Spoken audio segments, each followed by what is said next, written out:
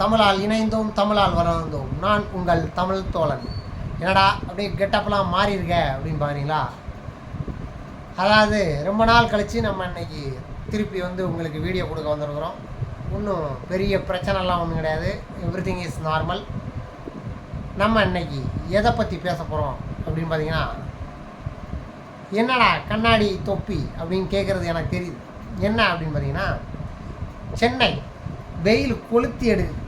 இந்த வெயிலில் வேற நம்ம வேற துணியை துவைச்சி போட்ட துணியெல்லாம் வந்து மொட்டை மாடியில் போய் காய போட்டு அதை அதை எடுக்கிறதுக்கே இந்த கண்ணாடி போட வேண்டியது. அந்த மாதிரி வெயில் அடிக்குது, சுட்டெரிக்குது சூரியன் அப்படின்ற மாதிரி. இதில் நீ என்னடா பேச போகிற அப்படின்னா, ஆமாம், நம்ம என்ன பண்ணுதோம், சூரியன் வந்தது சுட்டெரிச்சதுன்னா தாகம் அதிகமாக எடுக்குது. ஸோ தண்ணி குடிக்க வேண்டியிருக்குது. இது போக கொடையை பிடிக்க வேண்டியிருக்குது. இந்த மாதிரி நிறைய வேலைகள்லாம் இருக்குது. ஸோ அதனால் இந்த சயின்ஸ், இதுக்குள்ளே இருக்கக்கூடிய அந்த சயின்ஸ், அதை பற்றி தான் நம்ம பேச போகிறோம். என்னடா சயின்ஸ் அப்படின்னோடனே எந்திரிச்சு ஓடிடாதீங்க. ஸோ நம்மெல்லாம் வந்து ஸ்கூல் படிக்கும்போது சயின்ஸ் பீரியட் அப்படின்னாலே நமக்கே பிடிக்காது, ஓடியே போயிடுவோம். அந்த மாதிரிலாம் இருந்திருக்கு. ஆனால் இப்போ வந்து நிறைய புத்தகங்கள்லாம் படிக்கும்போது என்ன அருமையாக எழுதியிருக்காங்கப்பா, எவ்வளோ விஷயம் கொடுத்துருக்குறாங்கப்பா, என்னெல்லாம் பண்ணியிருக்குது இந்த உலகத்தில், சயின்ஸ் எல்லாம் எப்படிலாம் இருக்குது அப்படிங்கிற மாதிரி ஒரு வித்தியாசமாக நல்ல நிறைய விஷயங்கள் தெரிய வரும்போது ஜாலியாக இருக்குது. அந்த மாதிரி தான் நம்ம இன்றைக்கி சயின்ஸை கொடுக்க போகிறோம். அது வந்து இனிமேல் வந்து சண்டே ஸ்பெஷல் அப்படின்ற மாதிரி. சண்டே வந்து இந்த ஸ்டூடெண்ட்ஸ் நிறைய படிக்கிற மாணவர்களுக்காக இந்த காணொலி. படிக்கிற மாணவர்கள் தான் நமக்கு தேவையில்லப்பா அப்படின்னு சொல்லி நீங்கள் ஸ்கிப் பண்ணிடாதீங்க. ஏன் அப்படின்னா, இந்த மாதிரி ஒரு பொதுவான ஒரு ஜென்ரல் நாலேஜ், நம்மளுடைய அறிவையும் நம்ம வந்து அப்படி வளர்த்துக்கலாம் அப்படிங்கிற மாதிரி எனக்கு தெரிஞ்ச ஒரு சில விஷயங்கள், படித்த விஷயங்களை தான் நான் இங்கே கொடுக்க போகிறேன். ஸோ அதை மாதிரி நீங்களும் தெரிஞ்சுக்கோங்க, ஏன் எதுக்கு என்னத்துக்கு இதெல்லாம் நடக்குது அப்படிங்கிறது. ஸோ இன்றைக்கி வந்து 2 விஷயம் நம்ம பார்க்க போகிறோம். என்ன அப்படின்னு பார்த்தீங்கன்னா, ஒன்று வந்து இந்த வெயில் அதிகமாக அடிக்கும்போது நம்ம வந்து தண்ணி அதிகமாக குடிக்கிறோம், தாகம் எடுக்குது. ஏன் தாகம் எடுக்குது, அது எப்படிடா தாகம் எடுக்குது, எப்படி எடுக்குது, என் உடம்புக்குள்ளே எப்படி தாகம் எடுக்குது அப்படிங்கிறதுக்கு நான் உங்களுக்கு சயின்டிஃபிக்கலாக ஒரு இது கொடுக்க போகிறேன்.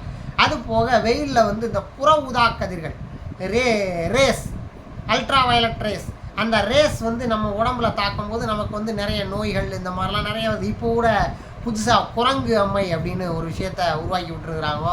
ஸோ அந்த மாதிரி போயிட்டுருக்கு. ஸோ நம்ம வந்து நிறைய காணொலிகள்லாம் கொடுக்கல. இப்போ இந்த வயநாடு, வங்கதேச பிரச்சனை இந்த மாதிரிலாம் நிறைய போயிடுச்சு. ஸோ நம்ம வந்து கொஞ்சம் நிறையா பிஸி ஷெட்யூல், நிறைய விஷயங்கள் வந்து கொஞ்சம் பிரச்சனைகள். ஸோ அதனால் இன்றைக்கி நம்ம இனிமேல் தான் வந்து நம்ம ரெகுலராக ஸ்டார்ட் பண்ணலாம் அப்படின்ற மாதிரி நம்ம போகிறோம். ஸோ நம்ம வந்து இன்றைக்கி வந்து ஜாலியாக இருக்கட்டுமே அப்படிங்கிறக்கா. எப்போவுமே இந்த நெகட்டிவான விஷயங்களுக்கு தான் அதிகமான ஒரு முக்கியத்துவம் வந்து எல்லோரும் நெகட்டிவ் வீடியோனால் உடனே பார்த்துருவாங்க. நம்ம கொஞ்சம் பாசிட்டிவாக கொடுக்குறோம்னா பார்க்குறவங்க ரொம்ப கம்மி.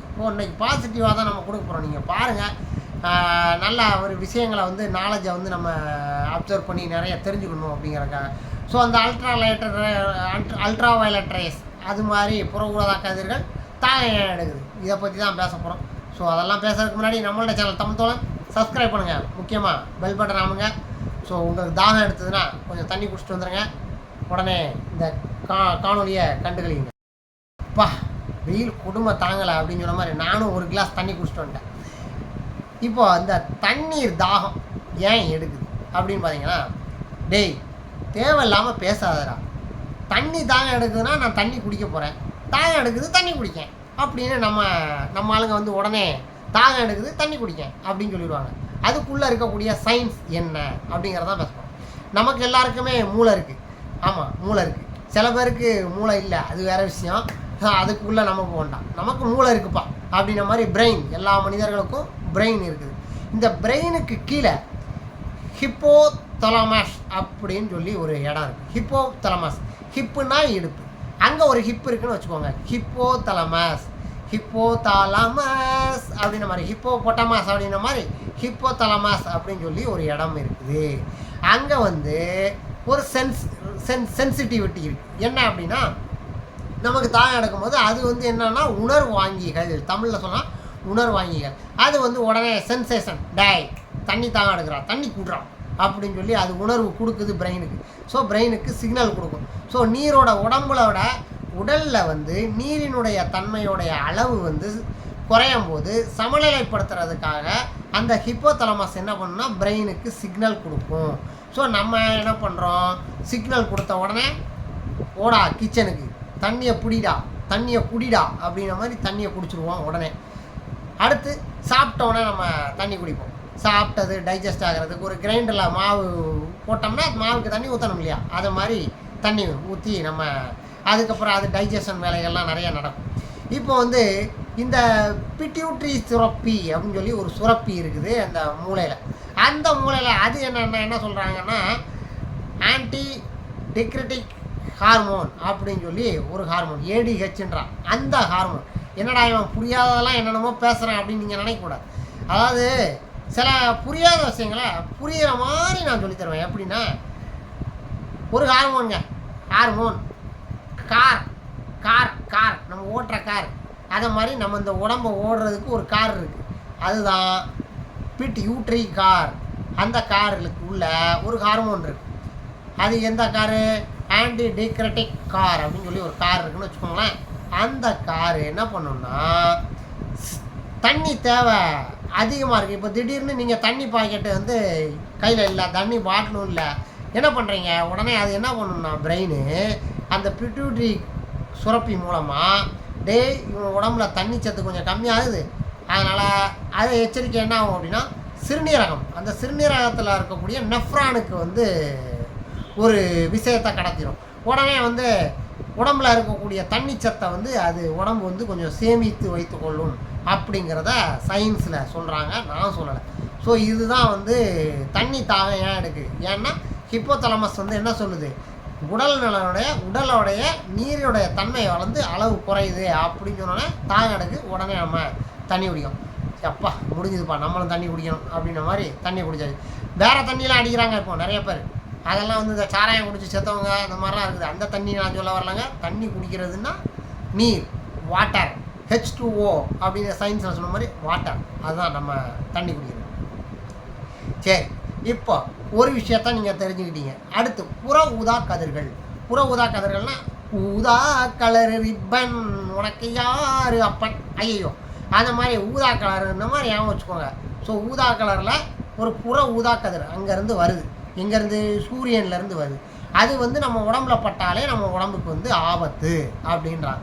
ஸோ சில பேர் வந்து இந்த சன் ஸ்ட்ரோக் வந்து அப்படியே மயங்கி விழுந்து அவ்வளோதான் ஆல் அவுட் ஆயிடுவாங்க. அந்த மாதிரிலாம் நடக்கும் புற ஊதாக்கதிர்கள்.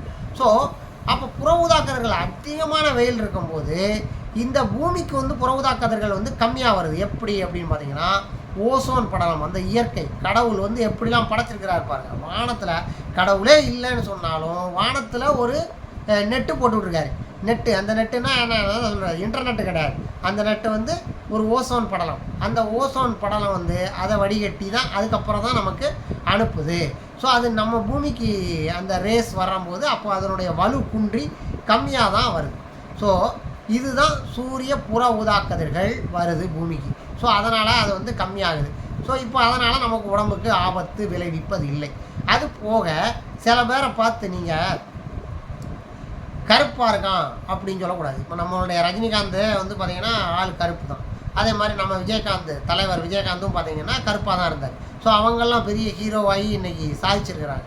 அது மாதிரி கருப்பாக இருந்தாலும் நம்ம சொல்லக்கூடாது, கருப்பு தான் எனக்கு பிடிச்ச கலர்னு சொல்லணும். ஏன் அப்படின்னா, உடலில் இருக்கக்கூடிய கருப்பு நிறமிகள், கருமை நிறமிகள், அந்த கருமை நிறமிகள் வந்து என்ன பண்ணும், அதோட வேலை என்னென்னா இந்த புற ஊதா கதிர்களை தடுக்கக்கூடிய ஆற்றல் அதுக்கு இருக்குது. ஸோ அதனால் கருப்பாக இருக்கிறவங்கள பார்த்து எதுவும் சொல்லக்கூடாது. இந்த சிவப்பாக இருக்கிறவங்க தான் சூரியனுக்கு பயப்படணும் அப்படிங்கிறத தெரிஞ்சுக்கோங்க. ஆனால் இன்னொன்று விஷயம் என்னென்னா, வெயிலில் போகும்போது இந்த கருப்பு கொடையாக போட்டு போகிறது, கருப்பு ட்ரெஸ்ஸை போட்டு போகிறது, இதெல்லாம் என்னென்னா உங்களுக்கு வந்து அந்த கதிர்வீச்சை வந்து அதிகமான வெப்பத்தை இழுத்து உள்ளுக்குள்ளே வைக்கும்.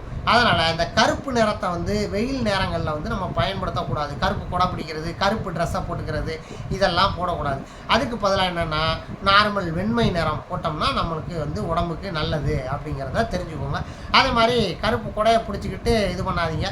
ஸோ நமக்கு வந்து மழை பெஞ்சாலே கருப்பு கொடையை நான் வந்து சில நேரம் பிடிக்கிறது வந்து கம்மி பண்ணுவேன். ஏன்னா இந்த வயசில் நனையாமல் எந்த வயசில் நனைவது அப்படின்னு சொன்ன மாதிரி வைரமுத்து பாடல் இருக்கும். ஸோ அருமையான பாடல். ஸோ அது மாதிரி ஒரு மலை கவிதை கொண்டு வருது, யாரும் கருப்பு குடை பிடிக்க வேண்டாம் அப்படின்னு எழுதியிருப்பார். அதனால் நம்மளுக்கெலாம் வந்து கருப்பு குடை தேவையில்லை அப்படின்ற மாதிரி. ஸோ நம்ம வந்து இப்போ வெயிலுக்கு இந்த தொப்பியை மாட்டிக்கிட்டோம், கண்ணாடியை போட்டுக்கிட்டோம் அப்படின்ற மாதிரி, கண்ணாடிக்கு மேலே கண்ணாடி நம்ம போய் என்ன பண்ணுறோம், மேலே மொட்டை மாடியில் இருக்கிற துணியை எடுத்துகிட்டு வந்துடுறேன், பாய் பாய். ஸோ இந்த காணொலியை எல்லாருக்கும் வந்து ஷேர் பண்ணுங்கள். கொஞ்சம் வித்தியாசமான விஷயத்த நம்ம வந்து கொஞ்சம் நகைச்சுவையோடு எல்லாத்தையும் நம்ம லேர்ன் பண்ணிக்கணும். நம்ம நாலேஜை வந்து அப்படியே இம்ப்ரூவ் பண்ணிக்கிட்டே போகணும். நன்றி, வணக்கம். உங்கள் தமிழ் தோழன்.